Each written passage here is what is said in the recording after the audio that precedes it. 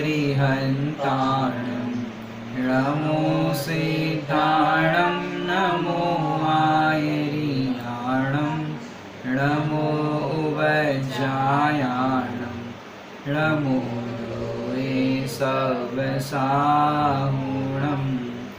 सतीर्थवीर प्रभु का जग में प्रवर्ते निज तत्व बोध पाकर सब लोक हर्षे दुर्भावना न आवे मन में कदापि निर्विघ्न निर्विकारी आराधना प्रवर्ते।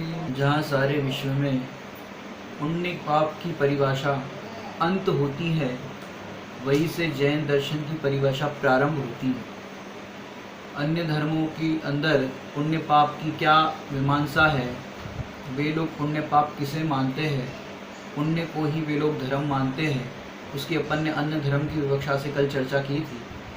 दूसरा बिंदु कल अपन ने चर्चा में लिया था कि बंध की अपेक्षा से पुण्य और पाप का क्या स्वरूप है, उसकी चर्चा की थी।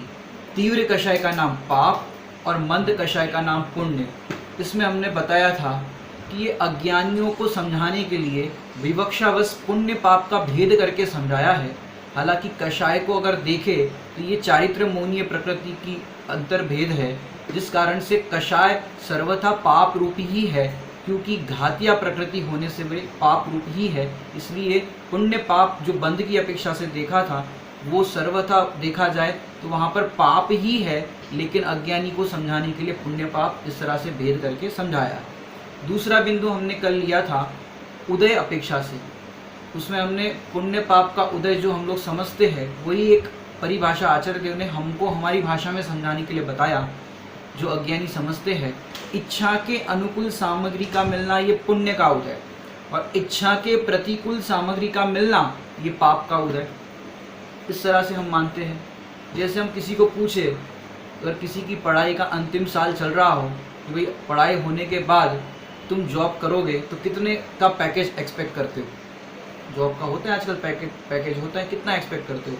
समझो कोई कहे कि मैं 5 लाख का एक्सपेक्ट करता हूँ, कि सालाना 5 लाख रुपया 6 लाख रुपए एक्सपेक्ट करता हूँ। अब 6 लाख रुपए का उसने एक्सपेक्ट किया और उसको 6 लाख की जॉब मिल गई, और उसमें हुआ क्या कि जो उसका मित्र था वो भी साथ में पढ़ता था। अब क्या होता है कि ये थोड़ा पढ़ाई में कमज़ोर था, जिसने 6 लाख का पैकेज एक्सपेक्ट किया, वो हमेशा वो नकल कराता था उसका जो मित्र था। अब क्या हुआ, अब ये उसको नकल कराता था हमेशा, तो अब क्या हुआ, उसने अपने मित्र को 3 नंबर की नकल कराई और वो 3 नंबर उससे आगे बढ़ गया। अब दोनों ने एक ही कंपनी के अंदर जॉब के लिए अप्लाई किया। अब क्या हुआ कि 3 नंबर उसका मित्र उससे आगे था, इस कारण से उसको तो मिला 12 लाख का पैकेज, और इसको 3 नंबर कम होने से मिला 6 लाख का पैकेज, और उसने एक्सपेक्ट भी कितना किया था, 6 लाख। अब बताओ, जैसे ही उसको पता चला कि मेरा सिलेक्शन हो गया और 6 लाख का पैकेज, वो प्रसन्न हुआ होगा कि नहीं हुआ होगा, प्रसन्न हुआ। और जैसे ही पता चला उसके मित्र का भी सिलेक्शन हो गया है, लेकिन उसका हो गया पैकेज 12 लाख, और नकल किसने कराई थी, इसी ने नकल कराई थी। अब वो उसका मित्र इसका हो गया बॉस, जो पढ़ाई में था कमजोर, ये हो गया बॉस। अब बताओ, वो 6 लाख का पैकेज उसको मिलना पुण्य का उदय लग रहा है कि पाप का उदय लग रहा है। पहले तो उसको 6 की एक्सपेक्टेशन थी और 6 लाख का पैकेज मिला, तब तो पुण्य का उदय लग रहा था। लेकिन जैसे ही पता चला मेरे मित्र को मेरी ही कंपनी में जहां मेरा सिलेक्शन हुआ वहां पर मेरे ही मित्र का सिलेक्शन हो गया है, ये तो अच्छी बात है कि दोनों साथ में काम करेंगे, लेकिन पता चला वही उसका बॉस बना। और फिर जब फाइल में कोई गड़बड़ हो जाए या सही से उसने कुछ बनाया नहीं हो, तो वो फाइल सीधे मुंह पे मारता था, ए मिस्टर सही से अपना काम करो। मैंने जिसको वो नकल करा करके आगे बढ़ाता था, अब वही उसका बॉस हो गया। अब सोचो कैसे वो कंपनी में रहेगा। और शादी भी हो गई चलो दोनों की, और आगे चल के पापा, उसके बच्चे होंगे, वो कहेंगे पापा तुम्हारा तो बहुत बढ़िया पैकेज है, तुम तो बहुत अच्छी कंपनी में काम करते हो। पत्नी भी प्रशंसा कर लेगी, लेकिन हमेशा याद क्या आएगा, वही याद आएगा कि मैंने मेरे मित्र को नकल 3 नंबर की नहीं कराई होती तो आज मैं उसका बॉस होता। तो ऐसे हमको हमारे अनुकूल सामग्री मिल जाती है तो पुण्य का उदय लगता है, लेकिन थोड़े ही समय बाद अगर हम देखें तो वही पाप का उदय लगने लगता है, क्योंकि ये जीव अपने पास जो सामग्री मिली है उससे दुखी या सुखी नहीं है, ये दूसरों के पास सामग्री ज़्यादा देख करके दुखी होता है, ऐसा लोग में देखा जाता है। तो इस तरह का होता है। अब हम थोड़ी उदय की अपेक्षा से जो बात कर रहे थे उसकी चर्चा को थोड़ा सा आगे बढ़ाते हैं। एक बड़े पंडित जी साहब ने रचना लिखी है, उस रचना के अंदर बहुत सुंदर एक लाइन आती है, पापोदय में चाह व्यर्थ है, नहीं चाहने पर भी हो। आगे क्या लिखा, पुण्योदय में चाह व्यर्थ है, सहज पने मन वांछित हो। पाप के उदय में भी कह रहे चाह व्यर्थ है, माने चाह मत करो, इच्छा मत करो, क्योंकि ये व्यर्थ है। और पुण्य के उदय में भी कह रहे चाह मत करो, क्योंकि जो मिलना है वो सहज पने मनवांछित हो। दुनिया में ऐसा कोई व्यक्ति होगा जो पाप का उदय चाहता है? कि ऐसा कोई व्यक्ति नहीं होगा कि पाप का उदय चाहेगा, लेकिन आता है कि नहीं आता? दुनिया में फेल होना कौन चाहता है एग्जाम में? लेकिन होते हैं कि नहीं होते? कि होते हैं। नरक जाना कौन चाहता है? लेकिन जीव जाता है। तिर्यंच गति में जाना कौन चाहता है? लेकिन जाता है। तो ऐसे पाप के उदय को कोई नहीं चाहता। हमारा सिर दर्द हो जाए ये कोई नहीं चाहता, लेकिन सिर दर्द होता है। अपमान हो जाए ये कोई नहीं चाहता, लेकिन क्षण क्षण में देखो, चाहे बाहर देखो या घर में देखो, हमारा उदय हो तो घर में भी अपमान हो, और उदय नहीं हो तो बाहर में सम्मान हो। तो जैसा जैसा हमारा उदय होता है वैसा होता है। अब कह रहे पाप के उदय में चाह व्यर्थ है। अब देखो, बच्चों के पास पहले देखा होगा आपने, कीपैड वाले फोन होते थे, मतलब जब ये सब टच वाले फोन नहीं आए थे तो कीपैड वाले फोन होते थे। अब जिसके पास फोन नहीं होता था वो कीपैड वाला ही फोन मिल जाए, क्योंकि सामने वही था। अब कीपैड वाला फोन मिल जाए, कीपैड वाले के सामने उससे कोई बढ़िया वाला फोन आ गया, उसके आगे फिर ये टच वाले फोन आ गए। अब टच वाला फोन देख, अब छोटे से बालक को भी घर में देखो, छोटा सा बालक, माने अभी तो समझो उसने चलना भी ढंग से नहीं सीखा हो, उसके सामने दो ऑप्शन रखो, एक तरफ कीपैड वाला फोन और एक तरफ टच वाला फोन। बताओ कौन सा फोन पकड़ेगा? वो टच वाला ही पकड़ेगा। माने एक बच्चों के अंदर भी एक 5 इंद्रिय के विषयों की कितनी, माने एक बोलते ना, एक मैग्नेट की तरह खींचते हैं, वो टच वाला फोन पकड़ेगा। अब कोई मिडिल क्लास फैमिली का लड़का हो, उसके पास ना हो, तो दूसरे के पास टच वाला फोन देख करके क्या होता है कि भाई हमारे पास भी ऐसा फोन आ जाए। अब भैया तेरे पुण्य में होगा तो वो सामग्री मिलेगी। ये चाह व्यर्थ है, पाप के उदय में चाह व्यर्थ है। जब तक तेरा पाप का उदय तुझे कहाँ से मिलेगा? आप दूसरे के घर भी जाते हो तो उनके भोग सामग्री देख करके आपको होता है भाई हमारे पास भी ऐसा हो, लेकिन भैया तेरे पाप का उदय हो तो कैसे मिलेगा? तो कह रहे पापोदय में चाह व्यर्थ है। आप लोग शिखर जी वगैरह यात्रा करने जाते हो, वहाँ भागलपुर करके भी जगह है चंपापुर के पास, वहाँ जाते हो तो क्या लेकर के आते हो? शॉल लेकर के आते हो, चद्दर लेकर के आते हो। उसके लिए लोग कहते हैं कि पहले तो यात्रा करने जाओ तो भैया ऐसी कोई सामग्री लेने मत जाओ, अब घर पर लेकर के आओ और खराब निकले तो फिर क्या करोगे? तो तीर्थ क्षेत्र को बदनाम करोगे कि भाई वहाँ चंपापुर गए थे, वहाँ से चादर लेके आए, शॉल लेकर के आए, बेकार निकली। तो उसको किस रूप में याद करोगे? चंपापुर को अच्छे रूप में याद करोगे कि बुरे रूप में याद करोगे? बुरे रूप में याद करोगे। उसके लिए लोग कहते हैं भागलपुर जाना नहीं, और जाओ तो वहाँ से कुछ लाना नहीं, और लेकर के भी आओ तो फिर उस चीज़ को खराब निकले तो लेकर के आओ तो रोना नहीं। अब जैसा उदय होगा वैसी चीज़ मिलेगी, उसके कारण फिर रोना बेकार है। ये जीव देखा जाए तो वास्तव में सुखी होने के लिए अनेक उपाय करता है, लेकिन पाप का उदय जब तक रहता है तब सुखी नहीं हो पाता। ये उदय की अपेक्षा से अपन चर्चा कर रहे हैं। तो देखे एक दृष्टांत से अपन समझते हैं कि पाप का उदय, पापोदय में चाह व्यर्थ है। इस चीज़ को अपन थोड़े से दृष्टांत से समझते हैं। जैसे लोगों की आजकल देखते हैं, पहले के ज़माने में तो शादी ब्याह होते थे तो ज़्यादा कुछ घूमने आदि का फिरने का कोई ज़्यादा वो क्रेज़ नहीं होता था, लेकिन आजकल के नवयुवकों का विवाह हो जाता है, शादी हो जाती है तो भाई इंडिया में घूमना नहीं चाहते। भाई इंडिया में तो कभी भी घूम लेंगे, अब शादी हुई है तो कहाँ जाना, विदेश यात्रा तो होनी चाहिए, शादी हो गई तो इस तरह से घूमने का मन बनाते हैं। अब हुआ क्या, गांव के एक व्यक्ति की शादी हुई, एक लड़के की शादी हुई। अब उसने भी मन बनाया कि हमको भी विदेश घूमने जाना है। जैसे तैसे पैसे जोड़े थे और उसने जाने का प्रोग्राम बना दिया। अब 5 दिन घूमने का कार्यक्रम बनाया। और कहाँ जाना था? भाई बैंकॉक। दोस्तों से पूछा, किससे पूछा भाई कहाँ जाए? तो बोले बैंकॉक घूम के आओ, सबसे सस्ता वहाँ पड़ेगा। और सस्ता महंगा हमें पता नहीं है, तो दृष्टांत की बात है। अब क्या हुआ, अब पुराने ज़माने के लोग होते हैं, घर के होते हैं लोग, माता पिता होते हैं, वो लोग कहते हैं कि भाई एक गांव से दूसरे गांव जाओ तो कम से कम खाने पीने की सामग्री लेके जाना चाहिए, रास्ते में कुछ मिले नहीं मिले। तो घर के लोगों ने उसके लिए नाश्ता पैक करके दिया लड़के को और बहू को। भैया ये कहते हैं, और घर से जो भी बनाते पूड़ी पराठे सब्जी ऐसे जो भी रास्ते के लिए दिया, और बाकी सूखा नाश्ता दे दिया। अब जो भी वहाँ से निकले थे हवाई जहाज़ में बैठने से पहले तो वो सब नाश्ता खा लिया, जो भी पूड़ी पराठे सब्जी थी। और फिर और सूखा नाश्ता रखा था। अब जैसे ही हवाई जहाज़ में वे लोग बैठे, हवाई जहाज़ में बैठे और वहाँ बैंकॉक पर पहुँचे, तो जैसे ही हवा लगी बैंकॉक की, तो फिर तो क्या बात करना। और फिर वहाँ पहुँच करके सुबह सुबह का समय था, और फिर उनको जहाँ भी रुकना था, जहाँ पर वहाँ गए थे, तो वो उसका साधन आया नहीं था, तो उसका प्रतीक्षा कर रहे थे वे लोग।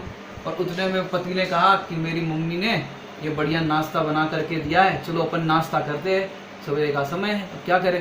तो पत्नी ने कहा तुम कैसी बात कर रहे हो, अब तो यहाँ आए हैं तो यहाँ का हम नाश्ता करेंगे, ब्रेकफास्ट करेंगे। अब बोलना भी ढंग से नहीं आता हो, गाँव की लड़की हो, तो फास्ट ब्रेक करेंगे, ऐसा कहने लगी। और फिर क्या हुआ, वो बोले ये नाश्ता दिया है मेरी मम्मी ने बड़े प्यार से, पहले इसको खा लेते, बाद में तो वो खाएंगे ही। अब पत्नी को आया गुस्सा, तो नाश्ते का जो पैकेट था, जो भी लेकर के डिब्बा आया था, गुस्से में उसने फेंक दिया सड़क पर। अब सड़क पर फेंक दिया तो क्या हुआ कि भैया यहाँ ये तो इंडिया है, इंडिया में तो कुछ भी चल जाए, लेकिन मोदी जी की कृपा से स्वच्छता अभियान तो यहाँ भी चल रहा है। लेकिन फॉरेन के अंदर, बैंकॉक के अंदर आप देखो तो वहाँ तो इससे भी ज़्यादा सख्ती होती है। अब सड़क पर जैसे ही नाश्ता फेंका, फिर क्या होता है, तब तक तो वो बातें कर रहे थे, नाश्ता तो पड़ा रहा। फिर उसने कहा कि चलो कोई बात नहीं, अब फेंक दिया, तुम्हें जैसा जो भी नाश्ता करना हम करा देंगे। पत्नी को मनाया पति ने।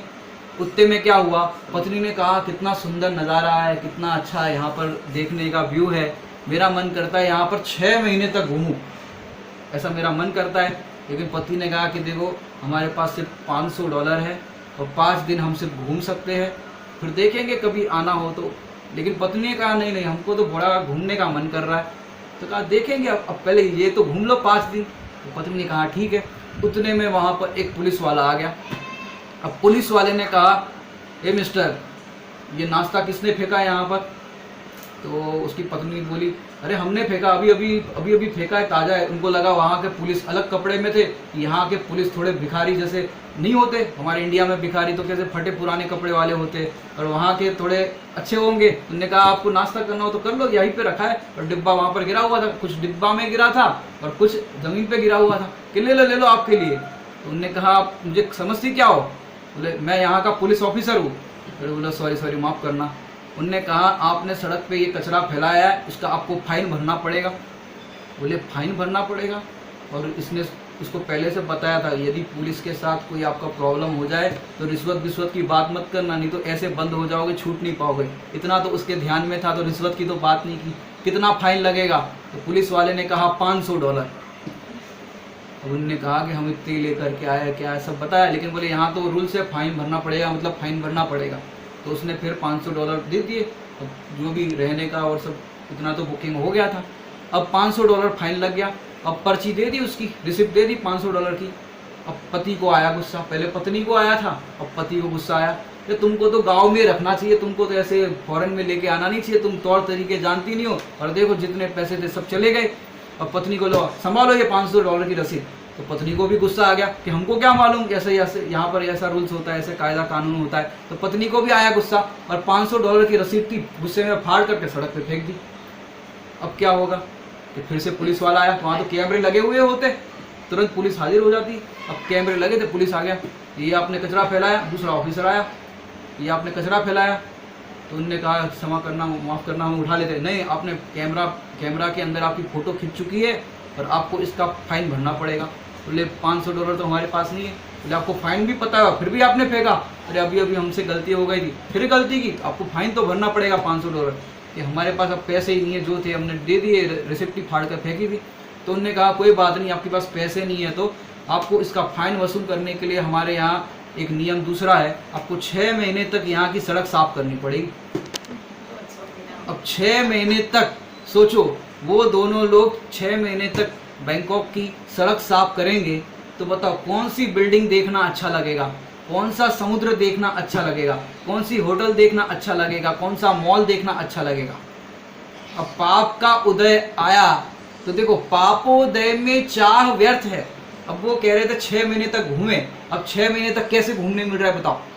कदाचित कितना कुछ पुण्य भी रहा हो तो 6 महीने तक कैसे घूमने मिला। देखो, पाप के उदय में चाह व्यर्थ है। अब वो 5 दिन घूमने आए थे, वो भी ढंग से घूम नहीं पाए, और 6 महीने तक सड़क साफ करेंगे वहां की, तो बताओ कितना आनंद आएगा उसके अंदर। ऐसे ही हम जितना जो भी प्राप्त है वो पर्याप्त है, उसको भी भेद विज्ञान पूर्वक समता भाव से जीने लायक है। उसके अंदर अगर हम अधिक चाह करेंगे, हमको ऐसा मिल जाए, हमको वैसा मिल जाए, जो पूर्व में हमने संक्रमण में चर्चा की थी, तो कह रहे पापोदय में चाह व्यर्थ है, कि तू व्यर्थ में चाह करता है कि मुझे प्राप्ति हो जाए, मुझे मिल जाए, तो ऐसी दशा होती है। और तो और क्या बताए, पुण्योदय में चाह व्यर्थ है, सहजपने मन वांछित हो। अब देखो, पुण्योदय की अगर बात करें तो सबसे ज्यादा यदि पुण्य का उदय देखा जाए तो तीर्थंकर चक्रवर्ती जैसे महापुरुषों का देखा जाता है। यदि चक्रवर्ती की हम बात करें तो चक्रवर्ती जब भोजन के लिए बैठते हैं तब 96,000 रानियां उनको भोजन परोसती है। अब चक्रवर्ती मौन पूर्वक भोजन करते हैं। अब उनको मन में विकल्प आया कि हमको लड्डू खाना है, भोजन में लड्डू बना है, हमको लड्डू खाना है, तो लड्डू का उतना ही बराबर पीस, जितना विकल्प आया उतना ही बराबर पीस अगला जो ग्रास देने वाली रानी होगी वही परोसेगी। माने इच्छा करनी पड़ती नहीं है, और यहाँ विकल्प हुआ और वहां वही चीज परोसी जाएगी। अगली बार जो खाने का विकल्प आया दूसरी रानी वही परोसेगी, और उतनी ही मात्रा में। ज्यादा परोस ले तो भी दिक्कत। लेकिन उनका ऐसा विशिष्ट जाति का पुण्य का उदय होता है कि वैसे ही चीजें परोसी जाती। अब पुण्य, अब वो चाह करते नहीं ये परोसो वो परोसो, और वहां पर पुण्योदय में चाह व्यर्थ है, सहजपने मन वांछित हो, इसलिए वो चाह ही नहीं करते। सहजपने, अगर आपको चीज मिल जाएगी तो कौन चाह करेगा, बिना मांगे ही चीज मिल जाए तो कौन चाह करेगा। तो पुण्योदय में चाह व्यर्थ है, सहजपने मन वांछित हो, और पाप का उदय हो तो उल्टा ही होता है। अब एक दृष्टांत देकर के समझा तो एक बार रजनी भाई जी ने दूसरे प्रकरण में दिया था। उसमें देखो, जैसे आपके घर आपके जमाई का भोजन हो, दामाद का भोजन हो, तो आप क्या क्या चीज़ें बनाओगे, सब तरह की चीज़ें बनाएंगे, मिष्ठान बनाएंगे, पकवान बनाएंगे, सब बनाएंगे। अब सब्जियां भी बनेगी, सब कुछ बनेगा। अब दामाद के भोजन हो तो सब जितने भी घर वाले महिलाएं हो, सब पुरुष वर्ग हो, सबकी नज़र किस पर होती है, थाली पर होती है। अब थाली के अंदर सारी चीज़ें परोस दी। अब उसके अंदर एक चीज़ ऐसी थी जो पसंद नहीं थी दामाद जी को, समझो करेले की सब्जी। अब करेले की सब्जी दामाद जी को पसंद नहीं थी। अब क्या हुआ कि एक साइकोलॉजी होती है कि जो चीज़ पसंद नहीं है हमें, वो चीज़ हम पहले खाते हैं। अब करेले की सब्जी जो थी, वो करेले की सब्जी दामाद ने पहले खा ली, और सबकी नज़र थाली पे। भैया इनको लगता है करेले की सब्जी पसंद है, वो खत्म हो गई, जो थाली में खत्म हो वही तो परोसा जाता है। अब पहली बार तो जरा सा थाली में सब परोसा था। अब दूसरी बार देखा कि भाई थाली में तो करेले की सब्जी नहीं है, अब 2 चम्मच परोस दी ज़्यादा। अब बताओ, वो थाली के अंदर 2 चम्मच करेले की सब्जी परोसी। अब वो करेले की सब्जी खाएंगे तो कैसे खाएंगे, इंटरेस्ट पूर्वक खाएंगे या इंटरेस्ट के बिना खाएंगे, इंटरेस्ट के बिना खाएंगे, बराबर। अब पाप का उदय है पहले ही। अब पाप के उदय में कह रहे चाह व्यर्थ है, नहीं चाहने पर भी वो चाह रहा था भाई करेले की सब्जी खानी नहीं पड़े, इसलिए पहले खा ली कि पहले अपन करेले की सब्जी खा लो, ये खत्म हो जाए, फिर लड्डू खा लेंगे, और भी जो चीज़ें है, आमरस है, पूड़ी है, ये सब चीज़ें खा लेंगे, बाकी चीज़ें आराम से खा लेंगे। अब पाप के उदय में कह रहे हैं चाह व्यर्थ है कि खानी नहीं पड़े, जल्दी जल्दी पहले खा लो, फिर बाद में आराम से अच्छी अच्छी चीज़ें खाएंगे। कह रहे पापोदय में चाह व्यर्थ है, नहीं चाहने पर भी हो, अब चाह रहे नहीं है फिर भी वो करेले की सब्जी आ रही। ऐसे ही पाप का उदय जब भी आता है तो ज्ञानी जीवों के अंदर कैसी परिणति होती है, वो हम उसकी थोड़ी चर्चा करते हैं। हम लोग क्या विचार करते हैं कि भाई पाप का उदय यदि हमारा आए तो किसी को हमारी सहायता करनी चाहिए कि नहीं करनी चाहिए। अगला बिंदु अब बढ़ाते आगे। अभी हमने जो बिंदु पढ़ा था उसका नाम था स्थिति। पाप के उदय के अंदर कैसी स्थिति होती है और पुण्य के उदय में कैसी स्थिति होती है, ये दो बातें हो गई। अब धर्म और धर्मी की भी साथ में चर्चा ले रहे हैं। स्थिति के अंदर इच्छा विजय, ये पॉइंट का नाम था इच्छा विजय, इच्छा का विजय। इसमें पापोदय में चाह व्यर्थ है, ये पाप के अंदर बताया। पुण्योदय में चाह व्यर्थ है, ये पुण्य के अंदर बताया। अब धर्म के अंदर क्या बताते हैं कि धर्म जब प्रकट होता है वहाँ मन ही नहीं रहता आगे भूमिका में, और वहाँ चाह ही उत्पन्न नहीं होती। वो आप गुणस्थान की परिपाटी में जितनी जितनी कषाय गई उतनी अपेक्षा से, वो कषाय की अपेक्षा से लगा देना कि उतनी चाह गई। जैसे अनंतानुबंधी कषाय का अभाव हुआ तो उतनी इच्छा खत्म हो गई। इस तरह से आगे की भूमिका में लगाना। तो धर्म प्रकट कब होता है कि जब आत्मा का अनुभव होता है तब, माने चौथे गुणस्थान में। तो चौथे गुणस्थान में उतनी उतनी इच्छा का अभाव हो गया, पहली कसाई चौकड़ी के अभाव की अपेक्षा से। आगे की भूमिका में उतनी उतनी इच्छा का अभाव होगा। इस तरह से धर्म प्रकट होता है तो इच्छा का अभाव होता है, अर्थात मन ही नहीं रहता। गुणस्थान अपेक्षा से देख लेना। अब धर्मी क्या है? धर्मी माने आत्मा। आत्मा के अंदर चाह ही नहीं है, चाह शून्य है आत्मा। आत्मा को कुछ नहीं चाहिए, क्योंकि आत्मा कैसा है? मैं हूं अपने में स्वयं पूर्ण, मैं परिपूर्ण हूं, मुझे पर की क्या आवश्यकता? मैं स्वयं ही अनंत गुणों से भरा हूं। अब कौन सी चीज से भरना है? तो पहले से ही भरा हूं। तो इस तरह से पाप पुण्य धर्म धर्मी में इच्छा विजय के बिंदु है। अब अगला बिंदु है, उस पर चर्चा करते हैं। इसी से रिलेटेड अपन लेते हैं, इसका नाम है असहाय। ये पॉइंट का नाम है असहाय। अब चारों बिंदु में असहाय को घटित करेंगे। एक और रचना में पंडित साहब ने लिखा है, पापोदय में नहीं सहाय का निमित्त बने कोई, और पुण्योदय में नहीं दंड का भी निमित्त होई। ये दो बातें लिखी है कि पाप का उदय जब होता है तब कोई सहायता का निमित्त नहीं बनता। जैसे अब लॉकडाउन का ही आप देखो, इस लॉकडाउन के अंदर जैसे गरीब व्यक्ति है और बीपीएल वाले हैं, तो उनको सरकार अपनी तरफ से हर एक व्यक्ति की मदद करने की कोशिश कर रही है। अब क्या होता है, आपका पाप का उदय हो तो वे करना चाह रहे आपकी मदद, लेकिन वो सामग्री आप तक पहुंच ही नहीं पा। पापोदय में नहीं सहाय का निमित्त बने कोई, कि आपका पाप का उदय होगा तो सहायता का निमित्त नहीं बनेगा। कोई करना भी चाहेगा तो भी सहायता नहीं कर सकता।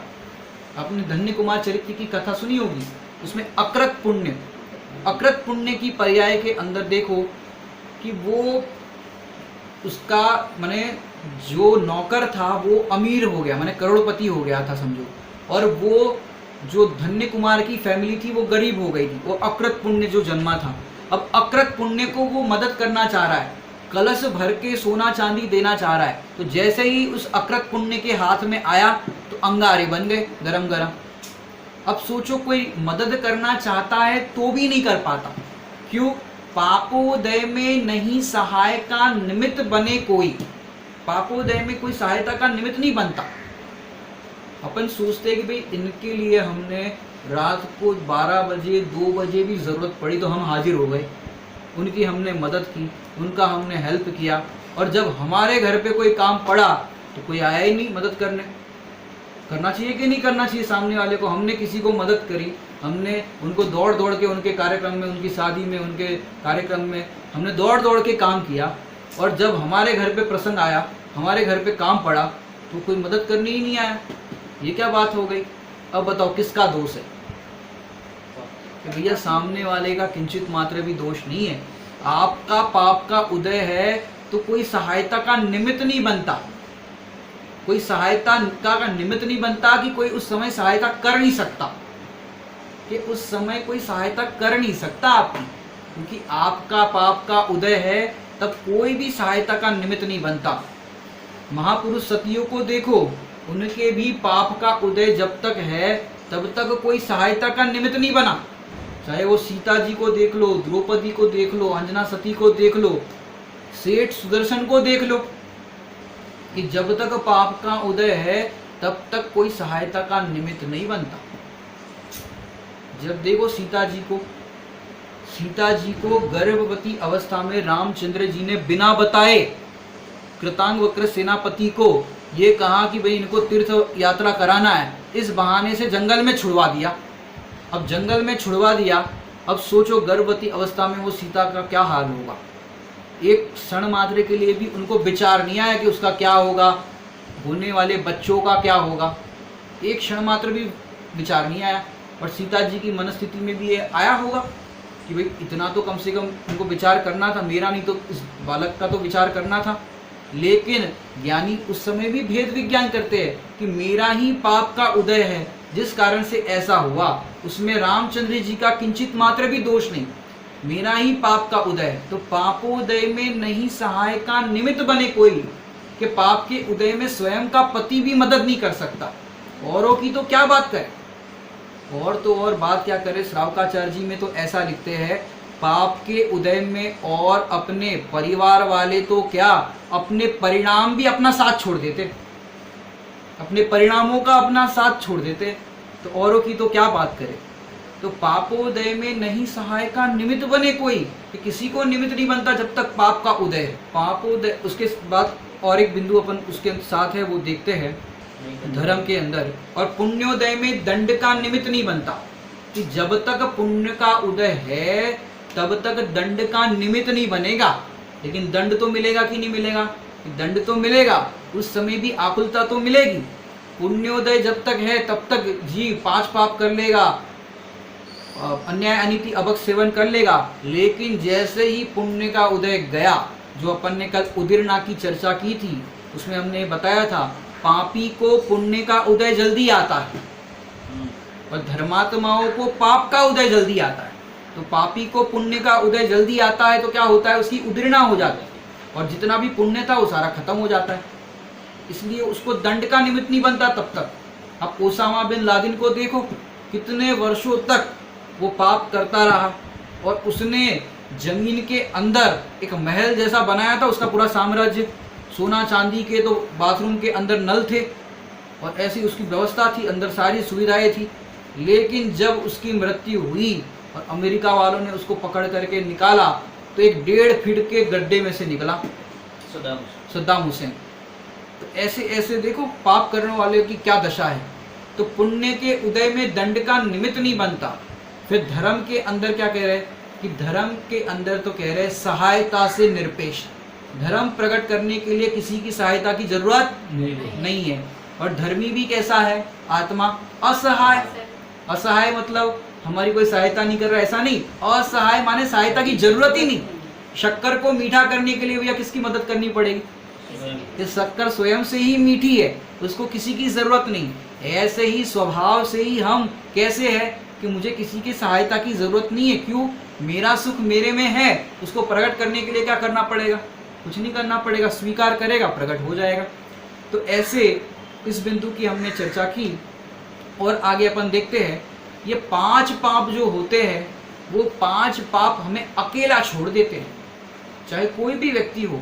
5 पाप ऐसी चीज है जो 5 पाप का आश्रय करेगा या 5 पाप की संगति करेगा, माने कुसंग में ही आता है वो तो हालांकि, लेकिन 5 पाप का संग करने पर कुसंगति में लगेगा, उसका क्या हाल होगा कि वो अकेला छूट जाएगा। 5 पाप के अंदर आपने देखा होगा क्योंकि ये मनुष्य पर्याय हमको मिली है, माने कौस्तुभ मणि के समान ये मनुष्य पर्याय है। इस पर्याय के अंदर तो ये 8 प्रकार के कर्मों का अभाव करना, स्वभाव का आश्रय करके मुक्ति की प्राप्ति करने के लिए ये मिला है मनुष्य पर्याय। यदि इस मनुष्य पर्याय को पाकर के जीव ये 5 प्रकार के पापों में लगेगा तो न जाने कौन सी गति में जाकर के ये भोगेगा।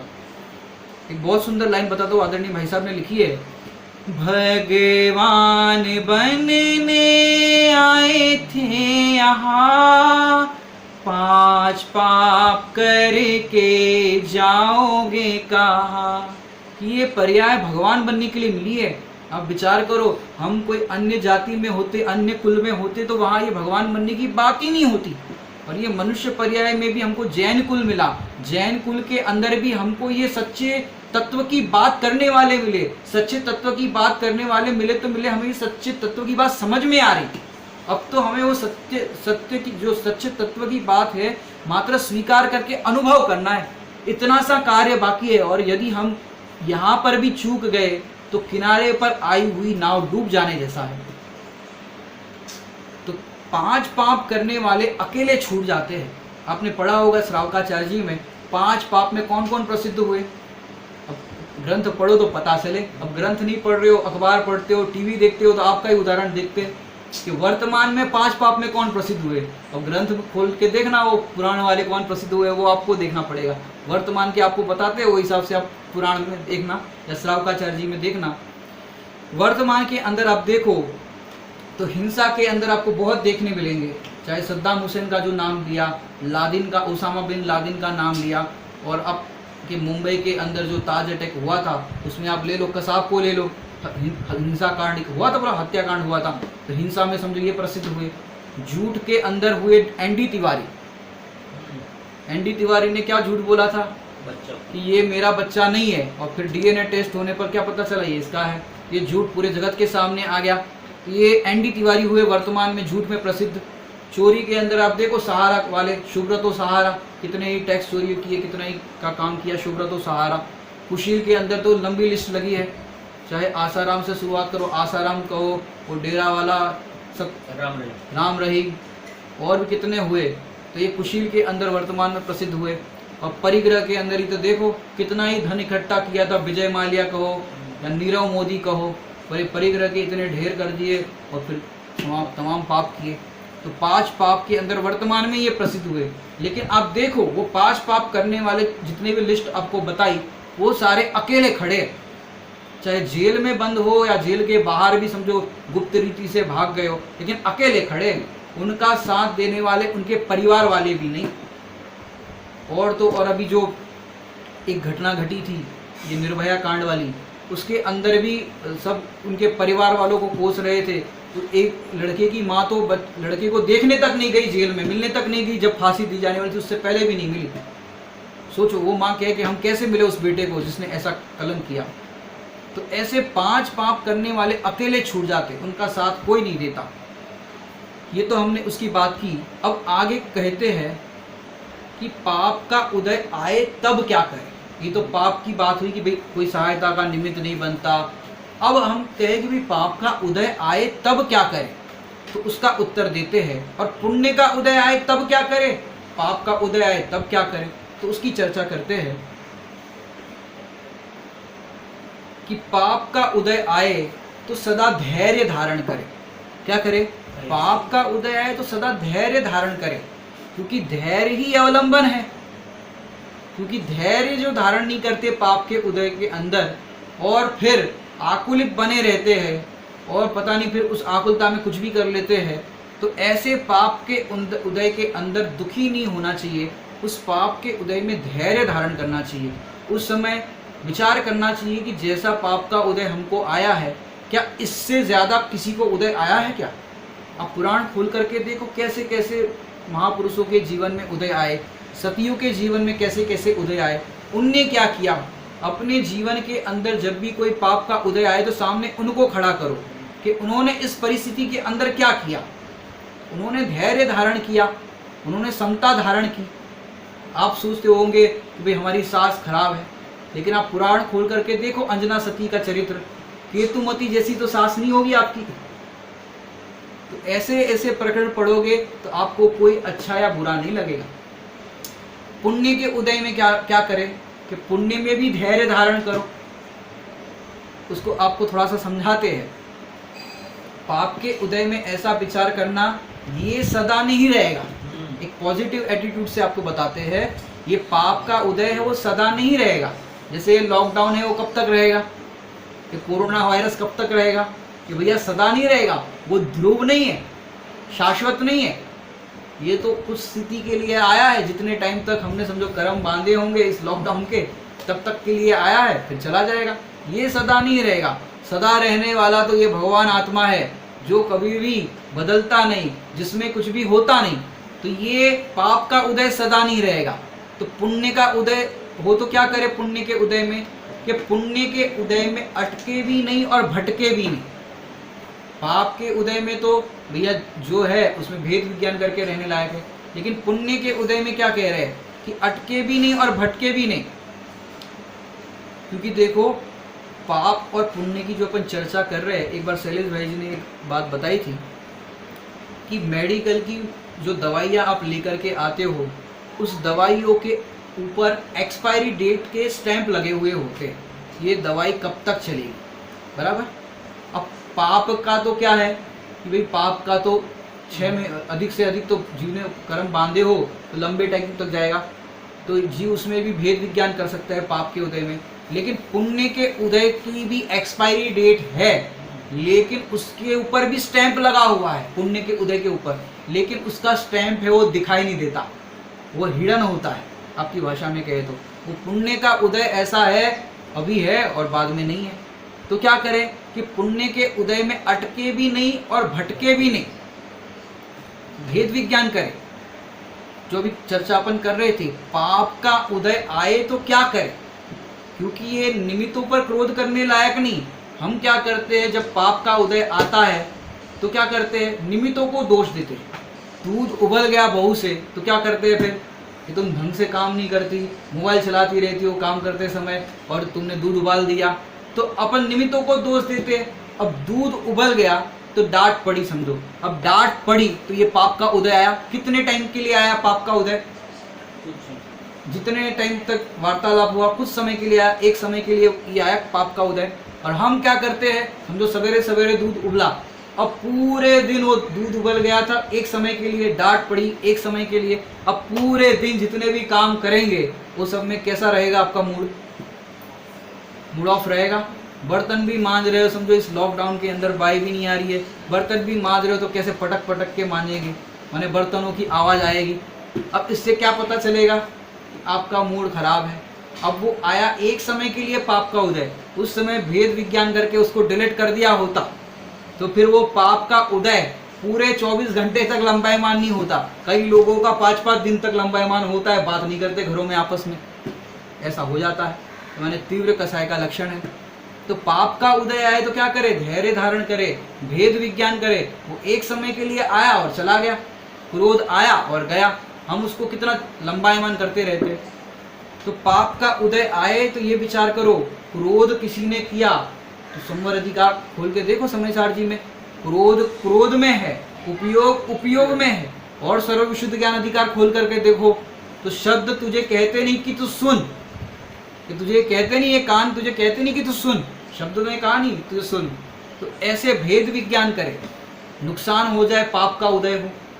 लोग इस व्यापार आदि में कितने नुकसान हो गए समझो इस लॉकडाउन के अंदर। तो क्या कर रहा हो इस पाप के उदय के अंदर कि भैया आपका नुकसान जो आर्थिक रीति से दिखाई दे रहा है वो नुकसान नहीं है, क्योंकि ये तो उदय है। क्या कह रहे हैं, ये तो उदय है, पूर्व में बांधा था वो उदय है, पाप का उदय है। जैसे बड़े पंडित साहब कहते हैं 10 लाख का नुकसान हुआ, ये नुकसान नहीं है, लेकिन इस 10 लाख के पीछे तुम संक्लेश परिणाम कर रहे हो और नवीन बंद कर रहे हो, ये वास्तव में नुकसान है। क्योंकि पुराना तो अभी उदय में आया और अभी तुम नया जोड़ रहे हो, वो आगे उदय में आएगा, तो वास्तव में तुम्हारा नुकसान तो ये है। तो दुख क्यों होता है भाई, जितना जितना आपको मोह होगा उतना उतना उस घटना के अंदर दुख होगा।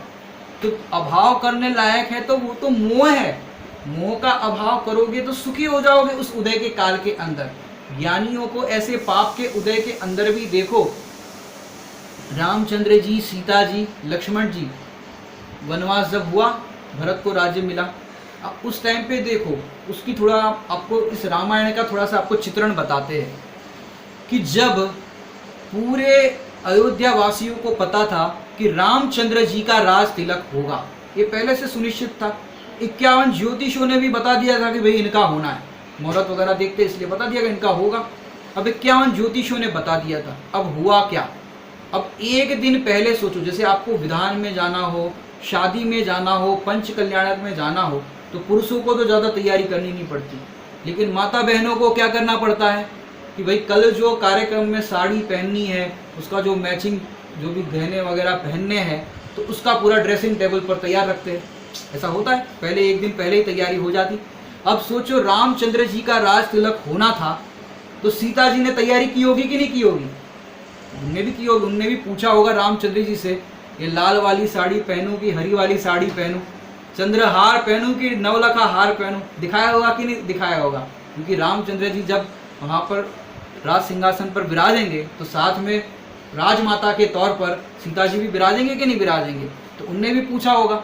अब उनने पूरी मैचिंग मिला दी, सब कुछ तैयार कर लिया, अब सारी चीज़ें व्यवस्थित करके फिर सो गए। अब हुआ क्या? प्रातःकाल दशरथ ने बताया रामचंद्र जी को, भाई ऐसे ऐसे वचन लिया था और वैसी बात है और भरत को राज्य मिलेगा। अब रामचंद्र जी को क्या हुआ होगा? भरत को राज्य मिलना था तो रामचंद्र जी को पाप का उदय आया कि नहीं आया? सीता जी को जब इतनी तैयारी करी थी, इतना उनको माने रोमांच था कि हम राजमाता बनेंगे, कल हमारे भी जय जयकार होगी, सब था। अब हुआ क्या? अब सोचो, इतना मैचिंग जुड़ाया था, सब गहने बहने सब ड्रेसिंग टेबल पर तैयार किए थे आपकी भाषा में, अब उनको पाप के उदय में कैसे परिणाम हुए होंगे? चलो एक बार साइड पे रख दो उनको। अब आपको ही समझो पंच कल्याणक में जाना है या कोई शादी में जाना है, कोई कार्यक्रम में जाना है, और आपने क्या किया? सब चीज़ें ऐसे तैयार करके रख दी, मैचिंग भी मार्केट में दुकानें ऐसे खोज करके लेकर के आए, मैचिंग मिल नहीं रहा था, बहुत ढूंढ के मैचिंग लेकर के आए थे उस कार्यक्रम के लिए। अब हुआ क्या? सवेरे सवेरे निकलना था, आपको शादी में जाना था। अब सवेरे सवेरे सासू माँ को सोचा कि पहले इनको तैयार कर ले, बुजुर्ग है। अब सासू माँ को नहाने के लिए बाथरूम में भेजा और सासू माँ का पैर फिसल गया। अब सासू माँ का पैर फिसल गया तो उनको हो गया फ्रैक्चर। अब आपका प्रोग्राम हो गया कैंसल। जैसे रामचंद्र जी का रात तिलक का प्रोग्राम हो गया कैंसल, ऐसे आपका शादी में जाने का प्रोग्राम हो गया कैंसल। अब आपके परिणाम क्या होंगे बोलो?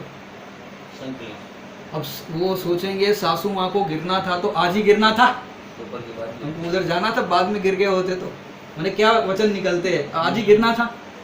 अब आपका प्रोग्राम कैंसिल हो गया। अब आपके परिणाम हो रहे संश्लेष परिणाम। पाप का उदय आया तो आपको जाने नहीं मिल रहा है, इतना आपने शॉपिंग करके सब चीज़ें जुटाई थी, अब जाने नहीं मिल रहा है तो ये आपको पाप के उदय में दुख लग रहा है।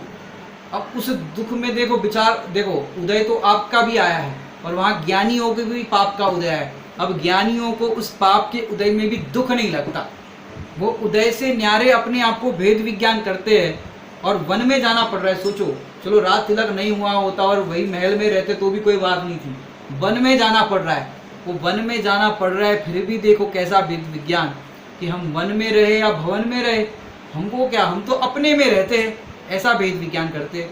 अब वन के अंदर भी रामचंद्र जी, सीता जी, लक्ष्मण जी, सोचो कहाँ तो राजमहल के अंदर सोने चांदी के बर्तनों में भोजन करते थे, खाते थे, और वहाँ पर मिट्टी के बर्तनों में भोजन बना रहे थे। और वहाँ पर भी उनको एक प्रसंग ऐसा हुआ कि उनको एक दिन अश्रुधारा बहने लगी रामचंद्र जी को, और कहा भाई लक्ष्मण आज तो हमें अयोध्या की याद आ गई। अब लक्ष्मण तो समझ नहीं पाए और उनने कहा कि भाई क्या हुआ, ऐसे कैसे याद आ गई, हमने पहले ही कहा था आपका हक है, आप क्यों वो सब छोड़ करके आए? तो भाई वो बात नहीं, हमको तो अयोध्या की याद आ गई, मतलब हम यदि अगर अयोध्या में होते तो दिगंबर मुनिराज को आहार दान दे रहे होते, अब जंगल में दिगंबर मुनिराज कहाँ से मिलेंगे? तो सोचो ऐसे पाप के उदय में भी ज्ञानी धर्मात्मा जीवों को आहार दान के परिणाम होते। अपनी भाषा में अपन पाप का उदय कह रहे, उनको तो नित्य ज्ञान का ही उदय था, लेकिन ऐसी प्रतिकूल परिस्थिति में भी आहार दान के परिणाम आते। और लोग ऐसे पुण्य के उदय होते हैं, उस पुण्य के उदय में भी आहार दान के परिणाम नहीं आए, और तो और घर में खाने पीने की बातों पे भी लड़ाई झगड़े हो जाते हैं। तो सोचो परिणामों की कैसी विचित्रता है। तो इस पाप के उदय के अंदर ज्ञानी क्या करते हैं और अज्ञानी क्या करते हैं, इन दोनों को अगर आप अपने उदय के टाइम पर तोलोगे और विचार करोगे तो आपको भी उस पाप के उदय में धैर्य ही धारण करने का अवसर मिलेगा। आप उस पाप के उदय में दुखी नहीं होंगे। देखो अब ज़रा सी बात में आपको लगता है पाप का उदय, जैसे आप बच्चे होते पाठशाला में आते, कोई प्रश्न का उत्तर देते हैं तो इनाम के तौर पर उनको एक पेन दी जाती है। अब पेन इनाम में मिली, अब जेब में रखी थी और जेब फटा हुआ था, अब वो पेन रास्ते में गिर गई।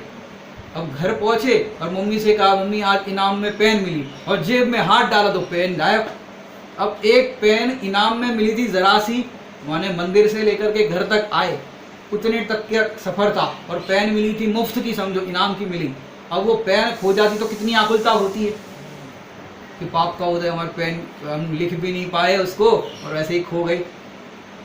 ट्रेन के अंदर आप जाते हो, मोबाइल आजकल के सबके देखो 15,000, 20,000, 50,000 के मोबाइल जेब में रखाओ और फिर ट्रेन में आराम से सो रहे हो और कदाचित जीन्स वगैरह पहनते तो गिर जाता है मोबाइल, समझो सीट के नीचे ही गिरा हो और जैसे ही नींद खुले और लगे मोबाइल कहाँ गया, मोबाइल कहाँ गया, तो कितना आकुलित व्याकुलित हो जाता है जीव। पाप का उदय कैसा लग जाता है, तुरंत कितना टेंशन हो जाती है।